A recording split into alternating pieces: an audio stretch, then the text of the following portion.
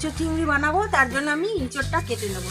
ইঁচড়টা আমি হাতে তেল মাখাইনি, বাইরে নিয়ে এসেছি, বাইরে বসে কেটে নেবো। এইভাবে কাটবেন, খুব সহজে কাটা হয়ে যাবে। এখানে বাটিতে আমি হলুদ জল করে রেখেছি, হলুদের উপর রাখবো, কষ থাকলে সব কষটা বেরিয়ে যাবে।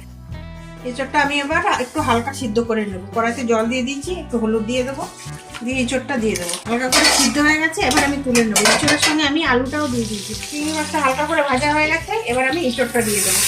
এবার আদা আর রসুনের পেস্টটা দিয়ে দেবো, পেঁয়াজ কুচি দিয়ে দেবো, হলুদ দিয়ে দেবো, জিরের গুঁড়ো, লঙ্কার গুঁড়ো, তেল,